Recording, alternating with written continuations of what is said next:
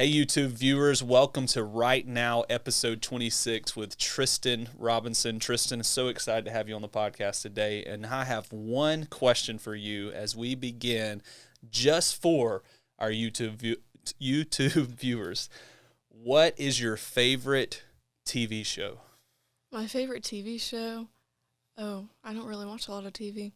Well, if you were going to pick up the remotes, turn to Disney Plus, turn to Netflix, turn to whatever channel, I guess, what would you turn to? Well, I just watched Hannah Montana, so probably Hannah Montana. So, like the full series, the Hannah Montana series? Yeah, okay. Definitely. So, is it something you watched as a younger girl, or is this just something? Yes, definitely. It's like a comfort series. Like, you always know you can enjoy it whenever you go back and watch it. So, can't go wrong with Hannah Montana. You've heard it first. Maybe you should check out Hannah Montana after checking out today's podcast.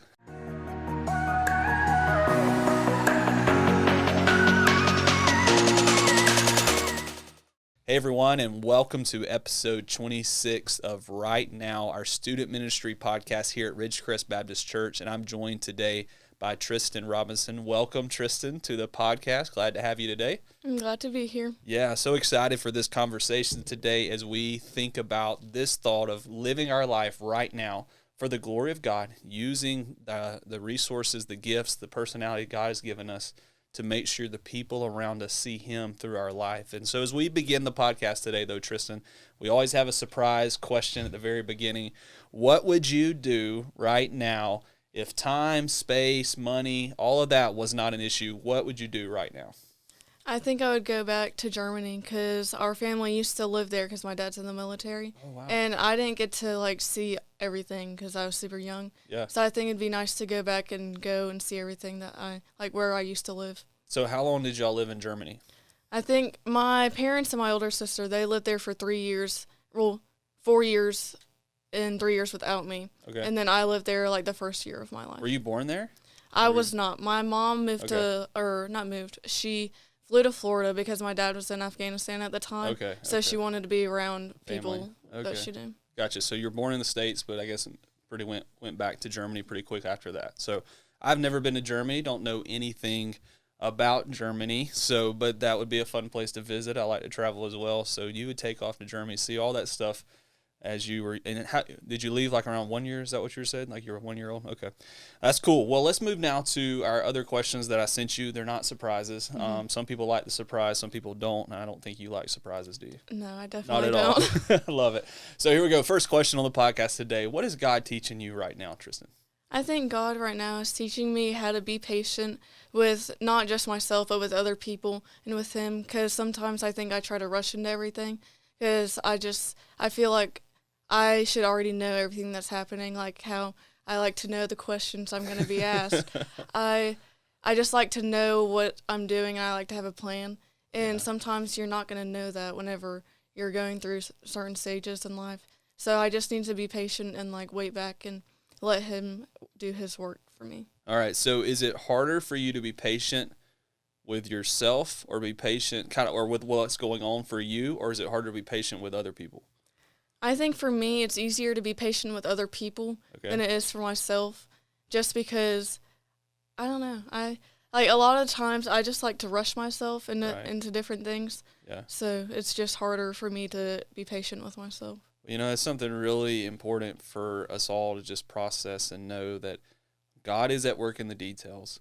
And if we're not being patient in that, the question there is, do we trust that statement that He's at work in the details? And so that's a huge challenge today for us, Tristin, to all to think about being patient with others, but specifically being patient and doing the things that God is calling you to do in the moment and right now for, again, His glory. So that's a great answer, great challenge for us all today, Tristin. Second question today on the podcast, how can God use your generation right now? I think intentionality. We just need to learn how to be more intentional with our time and with our actions. I know personally I just like to be surface level, and I don't go deeper into different relationships, and I just really think that we can be more intentional, and we can be that on social media or in person. You can intentionally reach out to other people, and you can make those relationships. So what is something, Tristan, because I think a lot of people would struggle with intentionality and the struggle there with relationships. And it's easy. I think social media in a lot of ways has let it become easy for us to just be surface level with people.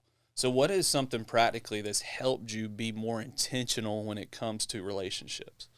I think the first thing is you just have to make yourself realize that you're not being intentional in the first place. I know we've been talking about being intentional in our connection groups like a lot, and I think that is just an eye opener because you don't realize that you're not being intentional until it's being pointed out. And I think you just need to be more intentional by being genuine with your questions and how you're acting around people.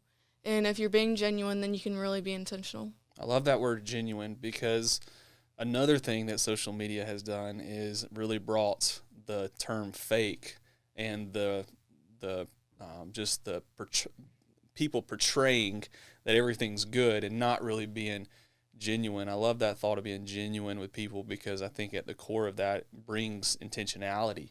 If we know, that certain things are going on or we're asking questions to really get to know people, it helps us to really see people where they are and help meet maybe the needs that they have in that moment. So another great answer there, Tristan. Now, you're a softball player, so you're 2 for 2 here. Yes. That's good batting average right now, batting 1,000 on these questions. Let's move to the third one as we wrap up today. What is one current event of great interest to you right now?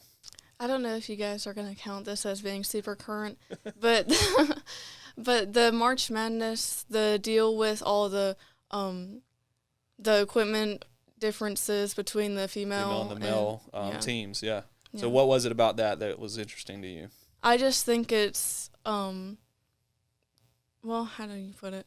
I don't know. I just think it's interesting how people still don't think that females can need as much athletic attention as males do. Yeah. And I think the NCAA really showed how they feel about their female sports compared to their male sports because of what they were doing in the NCAA tournament. Right. And I think that it's a great thing that those female athletes brought it to the media to show how they're being treated. Yeah, I mean, a lot of us would never even known that or don't know kind of some of those details that come to play, obviously, in that. And it did shed light for people in general. And now that's the thing that social media has brought to the table as well, the ability for stuff like that to be seen and for us all to realize that just how real the difference of people treating each other is in our world today.